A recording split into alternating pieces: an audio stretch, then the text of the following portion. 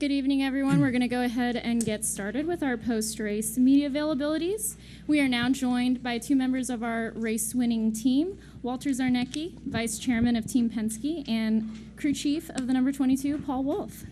Gentlemen, not a bad way to start the playoffs. Walter, what does this mean for Team Penske to enter the playoffs with a win? And Paul, if you would just take us through those last few laps from your perspective. Thank you. Well, before I answer that question, on behalf of Team Penske, I want to dedicate this win and this race to the memory of a gentleman named Roy McCauley. Some of you may know Roy. Roy was with our organization for 20 years, started as a race engineer, was a crew chief for Ryan Newman, and then became our assembly shop manager in 2010 and served in that role until about 2 weeks ago when he passed away. So this one's for Roy McCauley on behalf of the whole team. But how does it get any better than this, to start the playoffs with a win? I was telling Joey in Victory Lane that I thought his experience really showed. He hung back. He had a great race car. We had three great race cars, as you saw. Blaney coming from the back to finish second, and Austin was strong all day long. I think he finished in the top 10 as well. But I think that Paul did a tremendous job, as he always does, making that call in the third stage to leave Joey out, and he can speak more about that. And then Joey did the rest, managing fuel until his crew chief said it's time to go, and he did. So that pretty well summarizes it. But a great team effort on behalf of Team Penske, and a great way to go to Watkins Glen next week. And Paul, if you would just take us through those last few laps from your perspective. Yeah, so like Walt had said, obviously there was, came down to fuel mileage and what we were able to do throughout that stage. I've got my engineers on the box that have gotten really good at calculating the mileage and understanding, what Joey's doing out there on the track. And for Joey, as we've talked plenty of times pre-race, it's, he just needs to have the information, and it's with his experience and what he can do behind the wheel. If you give him the information, he can execute it for you. So we understood what we were able to do early in the race and save fuel to give him an idea of what we expected and what we needed in that third stage, and that put ourselves in a good enough position there towards the end when we could go hard, and then understanding how much we had saved to go into the green-white checker situation that we thought was highly likely. So just a total team effort when we comes down to fuel mileage like it did, no different than Nashville earlier this year for us. So it's not how you always want to win them, but we'll take them when we can.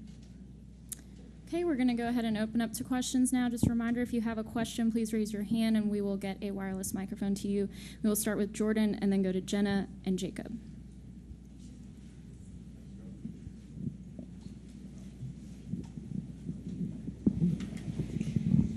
Jordan Bianchi, The Athletic. Questions for Paul. On that last restart there, you've got Logano in front. Blaney's right behind him. There was some radio communication about, let's execute the plan here that we talked about earlier. What was that plan?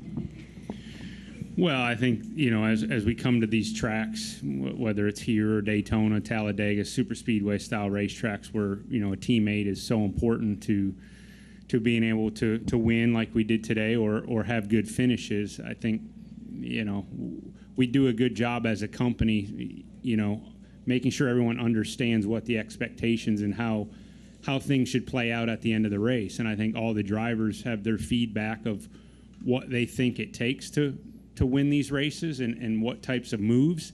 And I think there's a lot of good dialogue pre-race, understanding that, we know we have fast cars, and it comes down to the end of these races, it's highly likely that it's going to be some of our cars at the front of the field, and just making sure we've talked through a lot of scenarios that can happen to make sure we can execute it properly and make sure one Penske car wins the race. And I think it just goes back to the great teamwork and communication leading up to this. And this is questions for both of you. What is it about super speedway races in general that Penske is so strong in? I mean, typically, today's a perfect example. Blaney wins a stage, Cindric wins a stage, you guys win the race. But every single super speedway is just about, you guys are always in the mix. Why is that? Well, there's multiple reasons. I mean, one is the Ford Mustang right now, the aero package we have is, they're very fast on these style of racetracks. The downforce drag, where that level is on these cars. As you see other Fords are fast, you kind of can look at qualifying and understand, when you see the Fords up front and qualifying. So these cars right now, the way our body is, lends to fast cars. And then like I said, you put experienced drivers and drivers that work really well together and communicate. And I mean, Austin's doesn't have nearly the experience that Joey and Ryan do, but I think the way they all work together and communicate and learn from one another, speeds that process up and makes it where all our guys are really good now. And I think it's all the hard work they put in understanding this style of racing, and then we're able to give them fast cars. And obviously you put those two together, and it's a pretty good combination. Jenna Fryer, AP. One of the first things that Joey said after the race was, hold on, let me read it back. When it is playoff time, it is our time. What does he mean by that, and how does he have that belief in himself that especially after getting eliminated last year in the first round? Yeah, I think confidence in his team, our experience. What we've been able to do in the past in big moments, big situations where there's a lot on the line. And, I said that to some people earlier this week that, when we get to playoff time, like worrying about is Joey Logano going to be performing where I need him to be is the last thing on my mind. Like, when it's playoff time, he's going to show up and give you all he's got and can handle situations like this. If anything, he thrives on this. He loves these big moments like this and is able to somehow get to another level of performance when you get to these situations. So, and I think just the experience level. Obviously, I've been doing this a long time now with him and then my experience prior with Brad. So we've been there, done that, and we know how to do it. So I think there's teams that have more speed at times, but I think we take our experience and try to use that as our strength and move us through these playoffs. And I think it's very, very likely that we will continue to move on. I apologize, I gave the mic up already, so if you can't hear me. Do you guys talk about the opportunity he has to become the only active three-time champion? We haven't discussed that. No, we don't really talk a whole lot about stats. I guess maybe that's probably why we hadn't really thought about it or realized it maybe. Yep. Go ahead, Jacob Zillman, Race Face Digital. Kind of continuing on that train of thought from what Jenna asked Paul, and you kind of said it, Kyle Petty did too on the NBC broadcast about how Joey's a big time, big race driver, that he steps up in those moments. What qualities in him do you see that kind of reflects that, whether it's driving style, his mental game? I mean, what is it about Joey Logano that kind of makes him that guy that can step up?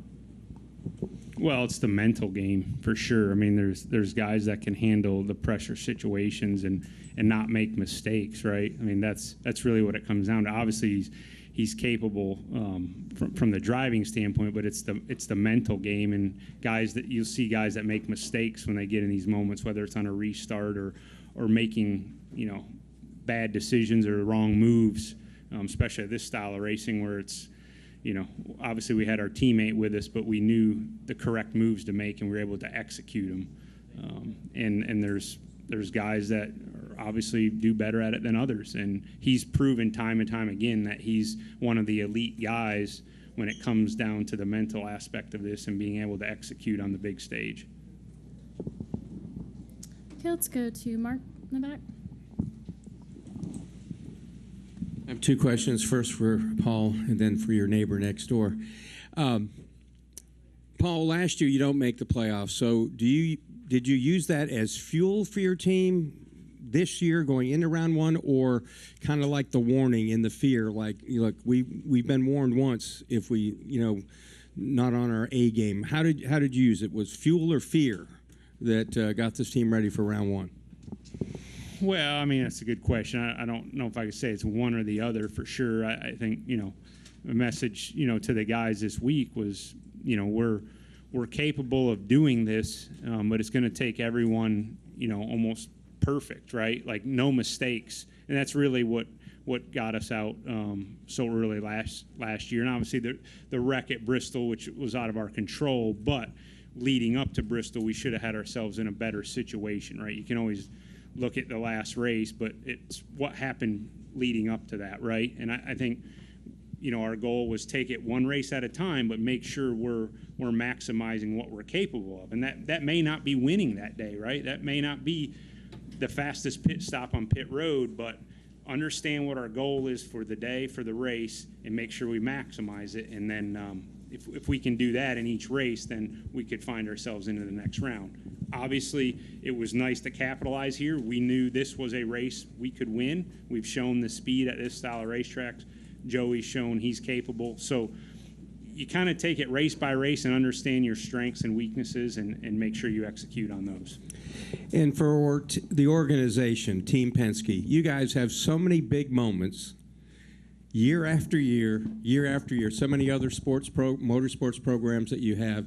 What's it like to be involved in an organization that just has all these big moments all the time?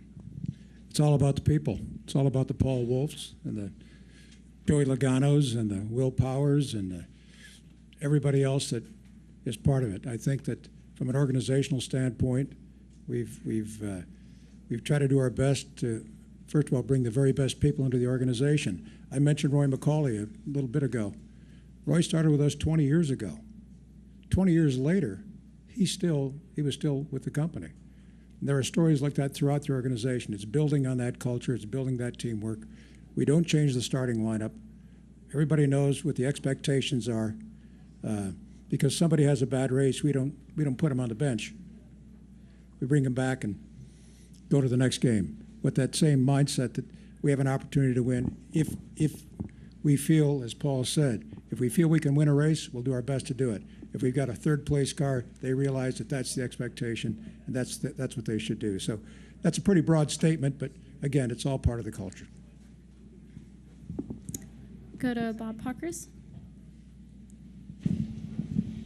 Bob Pockers, Fox Sports. I have one for each. First for Paul, just coming into the playoffs, you're 14th or 15th in regular season points. I mean, does it matter? Like, and did you feel like you have enough on the intermediates and Martinsville to get out of the third round if you get there, assuming you get there?